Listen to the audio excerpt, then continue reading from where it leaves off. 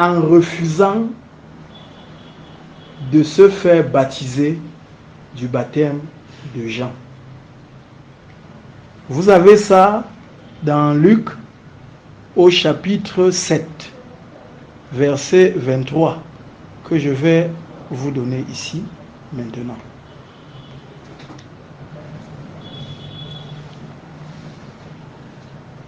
Et tout le peuple qui l'a entendu, et même les publicains, ont justifié Dieu en se faisant baptiser du baptême de Jean. Mais les pharisiens et les docteurs de la loi, en ne se faisant pas baptiser par lui, ont rendu nul à leur égard le dessein de Dieu. Vous voyez bien, on dit les pharisiens et les docteurs de la loi. Les docteurs de la loi, c'était les savants de la chose biblique. Aujourd'hui, malheureusement, c'est ceux qui représentent le clergé de pas mal d'églises. Et Jésus-Christ avait péché aux autres d'y entrer. C'est pour ça que j'ai dit, écoutez Jésus. Écoutez-le vous-même. Écoutez ce qu'il disait. Vous n'entrez pas, vous empêchez aux autres d'entrer. Aujourd'hui, c'est encore ce qui se passe. Baptiser étymologiquement signifie immerger. C'est-à-dire que le mot baptiser, vous allez vous dire, d'après la langue, qu'est-ce que ça veut dire? Ça veut dire immerger. Le baptême de Jean se faisait en mettant les gens dans le fleuve, dans l'eau, en les immergeant. Je disais l'autre jour, c'était je crois à Jean 9 ou Marc 9, lorsque Jésus-Christ a guéri un aveugle né. Jésus-Christ a fait la boue, il lui a mis ça dans les yeux. Et il lui a dit, va te laver au réservoir de Siloé. Il n'a pas dit, va laver tes yeux, va te laver. L'armée de Syrie, il avait la lèpre. Il devait être guéri de sa lèpre. Il est allé chercher le prophète Élisée. Le prophète ne l'a même pas reçu. Quand le prophète a appris qu'il venait, le prophète lui a seulement dit, allez lui dire d'aller se laver 7 fois dans le Jourdain. Quand on lui a dit ça, il s'est fâché, mais c'est pas possible, il y avait machin, toute chose. Si ce n'était que ça, il y avait des fleuves dans mon village, dans mon... Pourquoi je suis venu jusqu'ici? Parce qu'il pensait que le prophète devait absolument le recevoir. Ces gens lui ont dit que si tu avais de mauvaises choses compliquées, tu aurais fait. Pourquoi tu ne veux pas faire ça? Va te laver comme il a dit. Le gars allait se laver. Et sa lèvre est partie.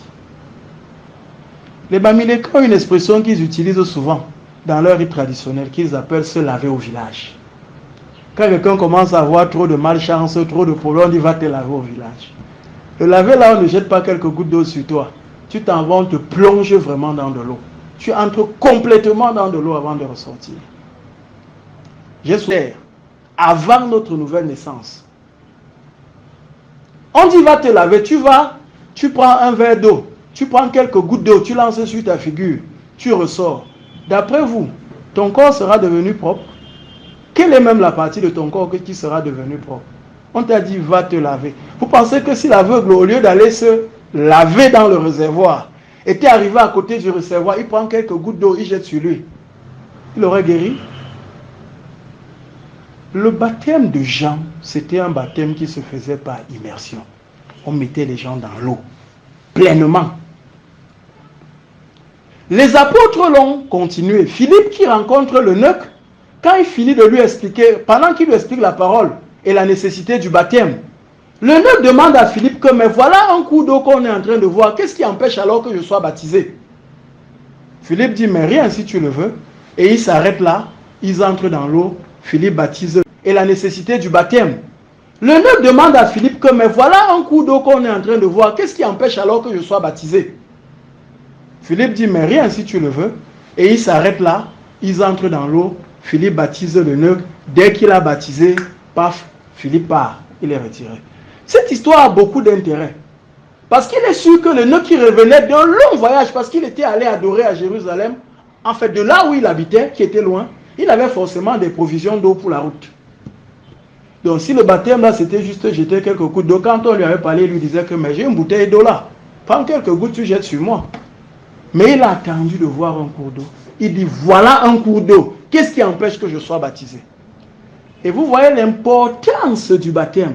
Dès que Philippe le baptise, Philippe part, il est enlevé. C'est-à-dire que le clou de leur rencontre, c'était le baptême de cet eunuque là. le baptême d'eau, par immersion. Le clou de leur rencontre, c'était le baptême de cet eunuque-là. Le baptême d'eau, par immersion. Beaucoup de gens ont dit être baptisés parce qu'on a jeté sur eux quelques gouttes d'eau. Ce baptême-là n'existe pas dans la Bible. Il n'y a aucun endroit dans la Bible où on baptisa en jetant quelques gouttes d'eau. Il y a des endroits dans la Bible où on a baptisé dans d'autres fleuves que le Jourdain. La preuve, l'eunuque. L'eunuque ne fut pas baptisé dans le Jourdain.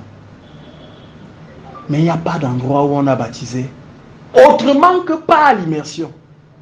Maintenant, j'attire encore votre attention sur ce que Jésus-Christ avait dit. C'est les gens du clergé, les docteurs de la loi, les pharisiens qui refusaient le baptême de Jean. Et qui, en s'égarant, j'ai envoyé le verset là, sur le truc que tout le monde puisse lire, que non seulement eux-mêmes, en refusant cela, ils s'écartent, qui refusent de se faire baptiser du baptême de Jean, c'est-à-dire de se faire immerger, juste parce que leur clergé leur a dit les gouttes d'eau suffisent. C'est pour ça que j'ai dit que le christianisme, c'est une relation avec Christ. Écoutez Christ lui-même. Quand vous commencez à donner la priorité à ce que certains gens sont venus vous dire, mais qu'on ne retrouve nulle part dans la Bible, sachant que Jésus-Christ reprochait déjà dans la Bible aux gens du clergé d'égarer les autres. Posez-vous la question, est-ce que vous êtes né selon l'esprit? Parce que la naissance selon l'esprit privilégie la relation avec Dieu. Et non pas de plaire à un homme. C'est pour ça que vous-même, vous devez aller méditer la Bible, méditer le livre. Et non pas vous conformer. Si vous mettez l'amour de Dieu en priorité, vous avez peur de déplaire à Dieu. Et à ce moment-là, quand vous voyez que sans la nouvelle naissance, vous n'êtes pas sauvé, vous allez forcément commencer à vous dire, est-ce que je devrais rester dans ce baptême? Et comme j'ai dit à certaines personnes, si tu crois que la réponse n'est pas très décisable pour toi, raisonne en matière de gestion de risque. Il y a beaucoup de gens qui ont cru en Dieu simplement parce qu'on leur a dit tu ne perds rien à croire. Si tu ne crois pas et Dieu existe, tu iras en enfer. Mais si tu crois, tu ne perds rien. Mais au moins tu fuis l'enfer. Bon, ils sont devenus des croyants passifs, ce qui en fait ne les sauve pas vraiment de l'enfer. Mais si tu crois, ça veut dire que tu crois vraiment qu'il y a Dieu. Et donc, c'est le même raisonnement que je dis là. Celui qui s'est baptisé par immersion, il n'a plus peur de rien parce que Dieu ne peut jamais le lui reprocher parce que c'est l'exemple qui était dans la Bible. Mais celui qui se baptise par aspersion, si un jour il se retrouve devant Dieu, Dieu lui demande, toi, en t'accrochant sur ce baptême, tu l'as vu où? Dieu lui demande, toi, en t'accrochant sur ce baptême, tu l'as vu où? Dans ma parole. Dans ta relation avec moi. Tu lui réponds quoi? Quand tu le faisais, c'était vraiment pour me plaire ou c'était pour plaire aux hommes? Toi-même, tu avais lu qu'on a dit que ceux qui ne font pas ça n'ont pas accès à mon royaume. Pourquoi maintenant tu voudrais accéder à mon royaume? Je vous rappelle que le Philippe baptise l'eunuque. Ça n'a pas été après 1 an de catéchisme, mais ni 2 ans. Dans nos églises, la mauvaise compréhension du rôle du baptême a fait que plusieurs églises ont transformé le baptême en diplôme. Le baptême n'est pas un diplôme. C'est-à-dire que tu viens, tu crois, on dit que bon, comme tu dis que tu as cru là, on va d'abord t'observer pendant 1 an ou pendant quelques mois. Voir si tu marches comme un enfant de Dieu devrait marcher. Le baptême n'est pas un diplôme. C'est-à-dire que tu viens, tu crois, on dit que bon, comme tu dis que tu as cru là, on va d'abord t'observer pendant 1 an ou pendant quelques mois. Voir si tu marches comme un enfant de Dieu devrait marcher. C'est quand on voit que tu marches déjà comme ça, on va te baptiser. L'exemple là n'existe pas dans la Bible. Ça n'existe pas. Parce que l'apôtre nous dit que c'est à travers le baptême que nous avons crucifié la chair. Mais comment ce qui est censé me libérer, on me demande de montrer que je suis d'abord libéré avant qu'on me le donne? Pourtant, c'est ce qui est censé participer à ma libération. Celui qui croit, on peut le baptiser le jour même. La Bible l'a montré à plusieurs endroits. Les gens ont cru, on les a baptisés. Tout simplement. Je rappelle que le baptême est l'engagement d'une bonne conscience envers Dieu. En fait, la naissance d'eau a 3 composantes fondamentales. La première composante, c'est la repentance. Repentance. Repentez-vous. C'est la repentance. C'est-à-dire que on prend conscience de sa nature de pécheur et on regrette son péché.